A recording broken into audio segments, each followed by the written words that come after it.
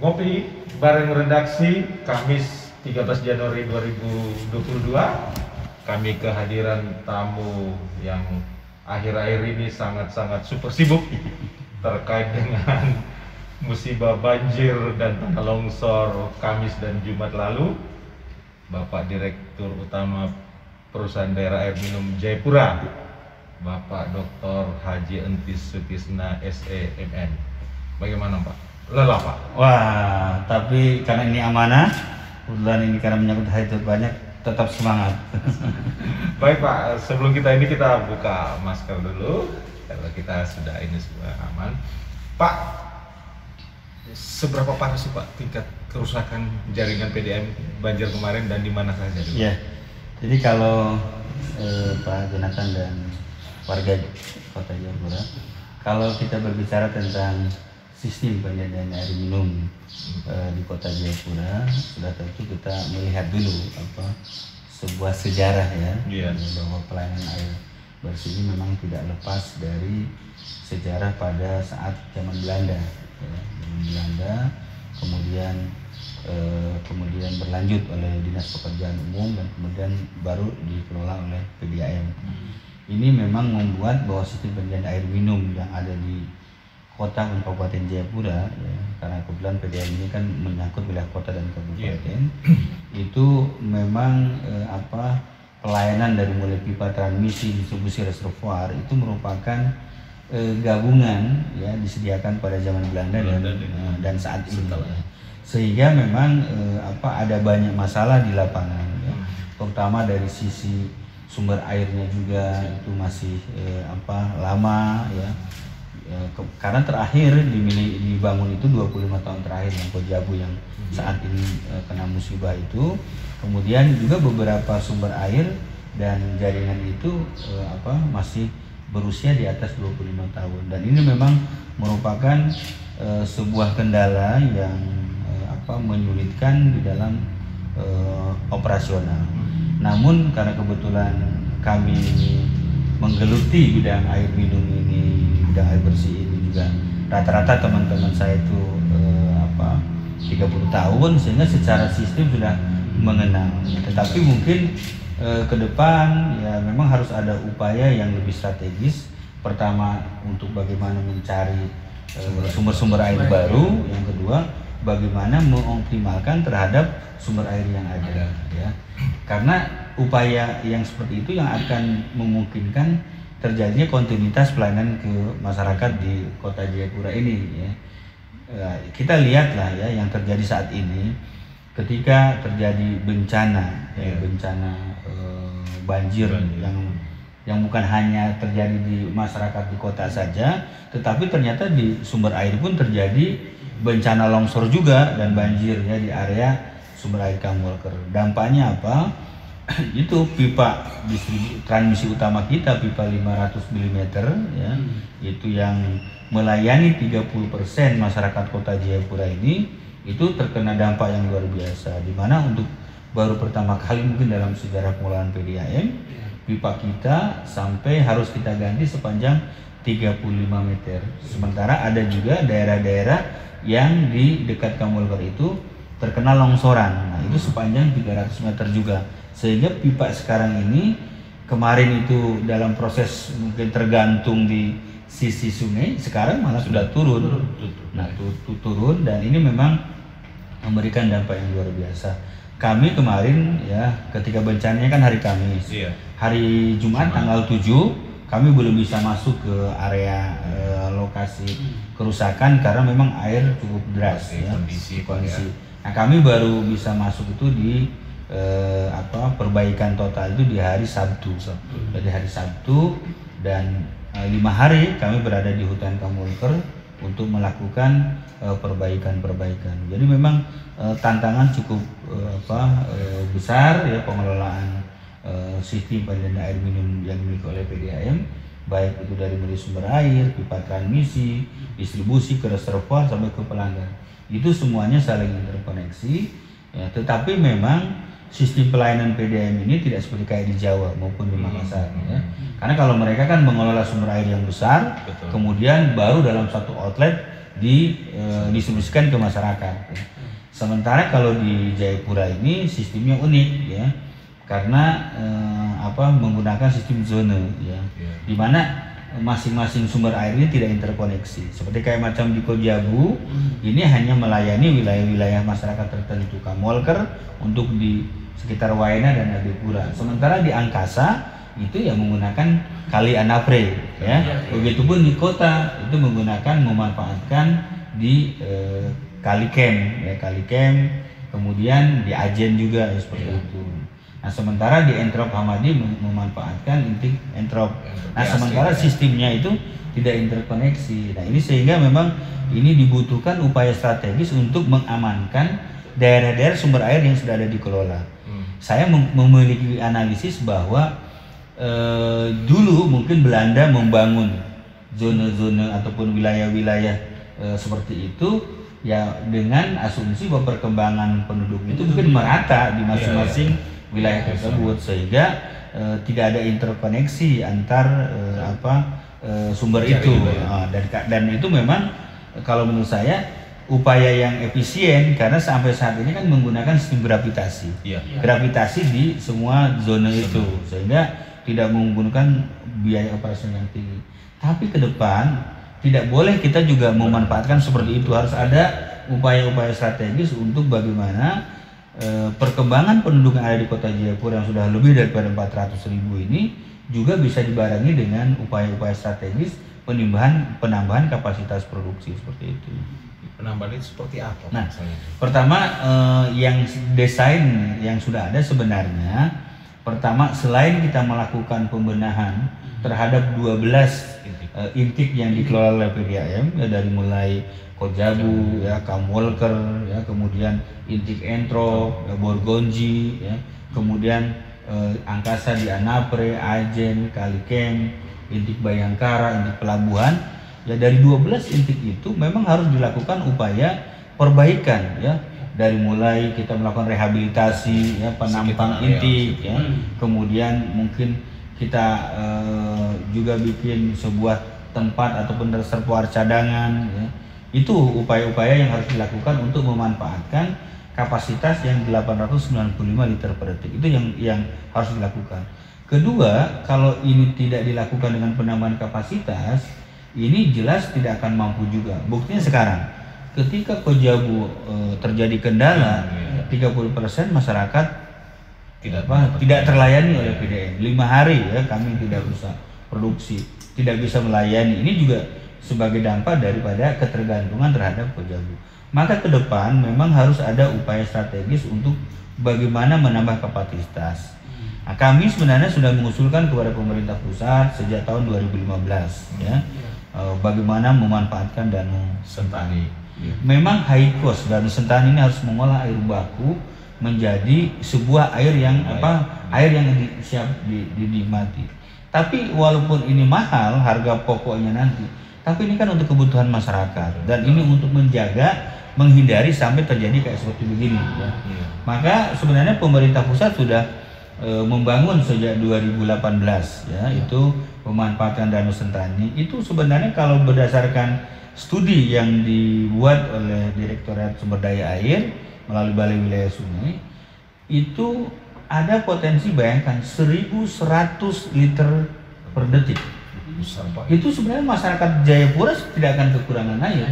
Kalau kita lihat potensi Danau Sentani ya, Danau Sentani, kemudian kaitannya juga dengan kapasitas yang ada.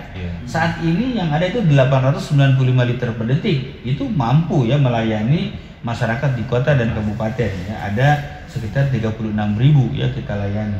Nah kalau 1.100, oke lah, mungkin tahap pertama adalah 300 yang kita bisa manfaatkan. Tapi setidaknya ini kan akan mengurangi beban. Selain Danau Sentani ya, kebetulan juga akan dimanfaatkan juga. Kami menemukan juga cadangan atau sumber air baru di Borgonji 2 ya, di Kodam ke atas ya. Nah, Kodam lama. Nah, ini kan potensi juga. Tapi kembali memang ini adalah perlu sharing pendanaan dari mulai pemerintah daerah, provinsi, kabupaten, kota, ya, kemudian PDAM sendiri dan pemerintah pusat. Karena ini kebutuhan masyarakat Papua ini harus diprioritaskan. Nah, sementara sumber air untuk baku Danau Sentani sudah dapat ditarik. Kemarin saya sudah melakukan uji coba 2020 itu sudah dapat ditarik dari yang batas kota itu, yang di kuburan itu sampai ke Perumnas 3 ya, di jalan alternatif itu. Ada itu bak yang kuning, warna kuning. Kalau dari area sini kanan Pak ya? Ya kanan. Kalau kita dari ke Sentani itu arah kiri. Kalau dari kita dari jalan alternatif ke Perumnas 3 itu sebelah kanan. Tapi kalau dari Sentani ke kota berarti sebelah kiri ya. Nah, ini sudah jadi. Tapi ini kan masih terkendala juga di penyiapan lahan. Jadi harus ada lahan yang digunakan untuk membuat water treatment. Nah, desainnya itu di atas pos tentara itu ada tanah di situ, ada lahan itu sekitar 2 hektar. Nah, ini harus dimanfaatkan. Tapi ini juga belum ada juga kesiapannya, belum clear juga. Lahan ini dari sisi pendanaannya, pelepasan hak wilayah juga mesti disiapkan. Nah, sementara pemerintah pusat sudah menyiapkan dana untuk pembangunan water treatment, kemudian pipa transmisinya, ke distribusi dengan reservoir ya. Kemarin saya secara khusus sudah berbicara dengan pemerintah pusat untuk memastikan bagaimana ini Danau Sentani, apakah akan dilanjut, akan dijadikan sebuah upaya strategis untuk menambah kapasitas produksi atau tidak. Nah, ternyata mereka bilang kita siap, tinggal disiapkan lahannya. Lahannya ini memang kami berharap pemerintah kota ataupun pemerintah provinsi bisa membantu PDAM untuk penyiapan lahan. Secara khusus dengan masyarakat adat saya sudah berbicara, mereka siap untuk melepaskan, tetapi memang perlu upaya-upaya amannya ya, kepada siapa nanti ini akan dibayar, kemudian bagaimana ke depannya, karena ini memang menjadi kebutuhan PDAM ya. Nah, itu yang pertama. Yang kedua, kami juga menemukan tadi yang sampaikan ada sumber air. Ini ada kapasitas 100 liter per detik. Nah, kalau sudah 100 liter per detik, ini kan ada potensi untuk menambah sekitar 6.000 sambungan rumah untuk masyarakat kota. Nah, ini juga potensi. Tapi lagi-lagi kami juga terkendala dengan kebutuhan dana yang cukup besar ya, untuk bagaimana memanfaatkan Sungai Siborgonji 2 ini untuk menambah pasokan air bagi masyarakat kota. Nah, tahun ini saya merencanakan dengan dana PDAM, saya lebih bagus akan mempercepat saja proses ini untuk memanfaatkan, kita bangun dulu lah sumber air Borgonji ini ya, Borgonji 2 untuk kebutuhan masyarakat kita yang ada di Tanah Hitam, ya, di AB Pante, di Kota Raja maupun di sekitar Entrop. Ini untuk mengurangi beban daripada tadi Kojabu ini ya.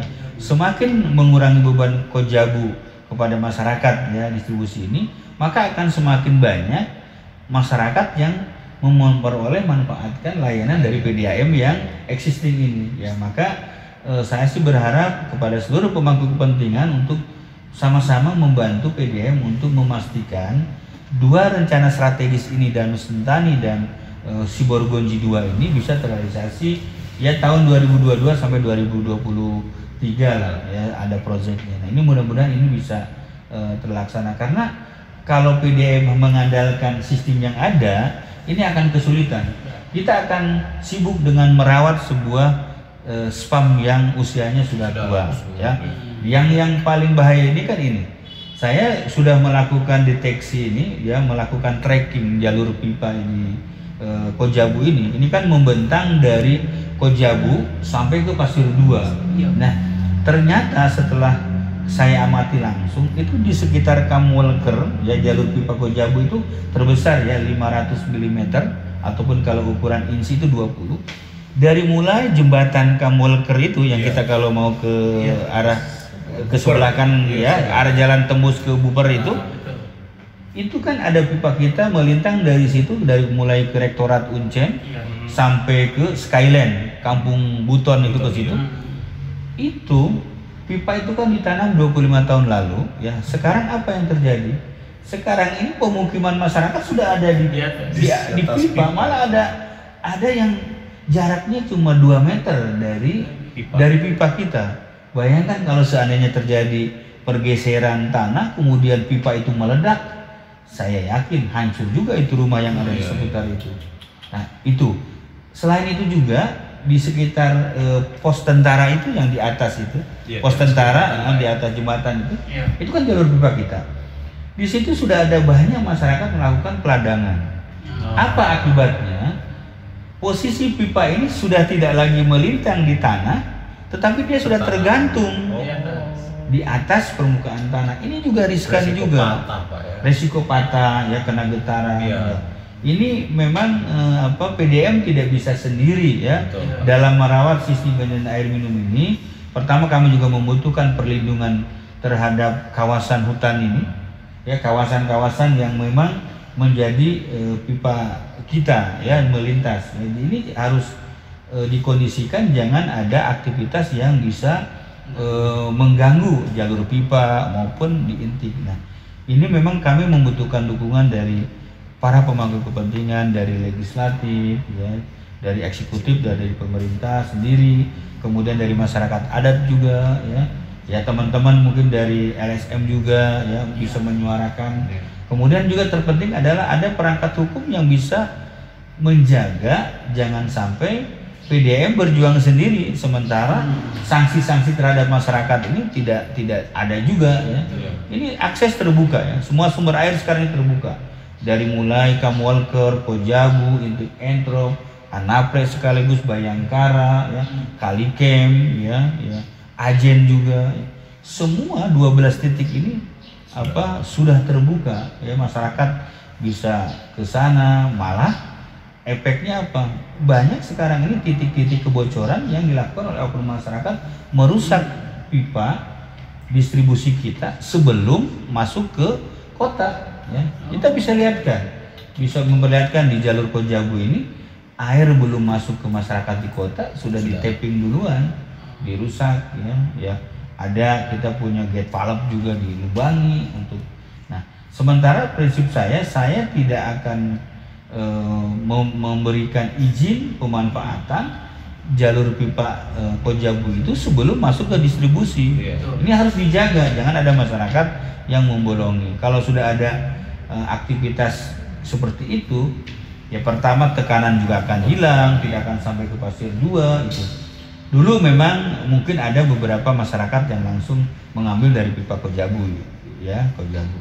Tapi bagi saya untuk sekarang ini Kojabu harus steril, tidak boleh ada pengambilan lagi sehingga ini akan memberikan manfaat ataupun tekanan itu bisa sampai ke pasir 2. Kalau ini tidak dijaga Kojabu ini, bayangkan 30% sekitar 9.000 masyarakat kota ini tergantung dari Kojabu. Kalau ini ada seperti kayak sekarang ini ya, ada bencana, ya musibah memang tidak kita duga. Tapi ini kan dari proses juga, dari efek juga, dari sebab sebuah pengelolaan aktivitas masyarakat yang pertama tidak ramah lingkungan ya. Bagaimana di sekitar Kali Kamwalker masyarakat sudah ngambil material batu, ada peladangan, ya jelas peladangan itu kan membuat erosi tanah di sekitar itu dan menimpa pipa tergantung akhirnya patah. Nah, ini memang kesulitan-kesulitan kami yang terjadi di lapangan seperti itu. Jadi kalau Pak Anti sampaikan tadi bahwa rata-rata mulai dari intiknya jaringan ini sudah 25 tahun Pak ya, atas. Berarti tanpa bencana kemarin persoalan sebenarnya sudah banyak. Ya, sebenarnya betul. Jadi memang kami ini di tukang ledeng Jayapura ini tanpa betul apa yang Pak Jonathan sampaikan, tanpa ada bencana pun kami sudah was-was juga ya terhadap kondisi yang terjadi ya. Kami kemarin itu bekerja dari mulai bencana kan tanggal 6. Tanggal 7 kita sudah mulai bekerja sampai air bisa kita normalkan itu pelayanan itu tadi malam. Itu jam 6 jam 4 pekerjaan pengelasan sudah selesai ya seluruh titik. Kemarin itu ada 4 titik ya kerusakan yang parah itu. Ya, pertama yang di pipa yang patah itu yang 35 meter harus kita ganti. Kemudian ada longsoran terakhir juga itu patahan ada 3. Jadi ada 4 titik longsoran yang kemarin berakibat di Kamwalker itu, dan ini memang menyebabkan pasukan terhenti. kami all out ya. Saya juga mengucapkan terima kasih ya beberapa pihak yang banyak membantu dari PU Kota Jayapura yang membantu ekskavator yang bisa cepat ada ke lokasi. Kemudian masyarakat juga adik-adik mahasiswa yang ada di seputaran Kali Kamwalker, juga ada orang tua kita yang tinggal di sekitar Kamwalker, masyarakat di situ juga yang membantu ya, mobilisasi alat sampai bisa ke hutan ya, mikul mesin las, bawa pipa ya. Jadi memang kemarin itu selama 5 hari kita berada di hutan itu memang luar biasa tantangannya ya. Selain Kojabu juga pipa Kamwalker juga patah ya, karena memang air cukup deras. Di situ ada pipa kita 3 jalur, ada pipa 10 in, pipa 8, pipa 6 ya, makanya Purma 1, 2, 3 itu kemarin juga ada terhenti pelayanan itu. Tapi karena itu pipanya relatif sedang, jadi tingkat penyelesaiannya pun bisa cepat ya. Saya alhamdulillah hari ini seluruh pelayanan dari pipa Kojabu dan Kamwalker itu sudah bisa kita layani. Sudah normal, tapi memang khusus untuk Jayapura Utara kami juga mohon maaf kepada pelanggan yang saat ini masih menggunakan jalur Kojabu. Tadi pagi pada saat kita melakukan pengaliran ternyata ada kebocoran juga di sekitar jembatan APO ya, di Taman Kota itu ada di situ, di APO 45 itu ternyata di wash out kita ya, gate valve pembuangan itu juga jebol ya, karena memang tekanannya cukup besar ya, yang ternyata mempengaruhi terhadap jaringan terutama untuk gate valve pembuangan ya, untuk mengatur ya debit ke Jayapura Utara itu jebol ya. Hari ini kita coba akan perbaiki, tetapi untuk Jayapura Selatan, Abipura hari ini sudah normal ya, masyarakat seperti di sekitar Entrop ya, di Hamadi, kemudian di Kota Raja, di Abipura itu sudah dapat pasokan dari pipa Kojabu ya, itu ya. Kami juga mohon doanya mudah-mudahan hujan juga ini tidak besar ya. Kalau deras juga kita juga mikir juga was-was juga gitu, seperti itu. Iya Pak, bicara soal hujan tadi Pak sampaikan bahwa hujan juga selain was-was bencana, selama ini ada keluhan Pak. Kok kalau hujan sering keruh? Itu apa penyebabnya? Ya memang tadi kita ini kan belum menggunakan water treatment ya, jadi belum pengolahan. Jadi makanya kayak di kota-kota besar Pak ya. Di kota-kota besar kayak Makassar, Bandung, Surabaya ya. Itu memang mereka sudah menggunakan water treatment. Jadi mereka mengolah air dari sebuah sungai yang diolah. Nah, sementara PDM sendiri kan kita menggunakan memang air permukaan, kemudian masuk ke reservoir, baru ke pelanggan. Nah, memang ini kan tergantung kondisi sumber. Ketika hujan lebat, maka yang akan terjadi itu adalah begitu air masuk ke sungai dan masuk ke reservoir, pasti tingkat kekeruhannya tinggi. Sebenarnya itu merupakan gejala alam, dampak alam ya. Jadi kalau misalkan di hutan itu banyak aktivitas, ya tingkat kekeruhannya akan tinggi. Tapi kami memang memiliki protap ya dalam memberikan distribusi air ke pelanggan. Ketika air masuk ke reservoir itu keruh ataupun nanti aliran pipanya kita pastikan bahwa itu kekeruhannya tinggi, kita memiliki standar untuk melakukan pembuangan di beberapa titik ya, termasuk di reservoir. Artinya kita istilahnya kalau di kami itu ada stop produksi ya, bahwa ketika kekeruhan tinggi air dibuang aja di area sungai. Tetapi memang ya tidak kita pungkiri ya, air yang masuk ke reservoir itu begitu terjadi hujan kan tetap ada keruh, ada material. Maka mungkin solusinya adalah masyarakat ataupun warga pelanggan untuk menutup dulu keran air yang ada, stop keran ada di meter. Di situ kuncinya. Jadi begitu mendengar ada air yang mungkin baru masuk di pipa distribusinya, tutup aja di meter air di keran. Nah, nanti tunggu kalau memang air itu 1 jam lah, itu biasanya petugas kami akan melakukan pengurasan ya.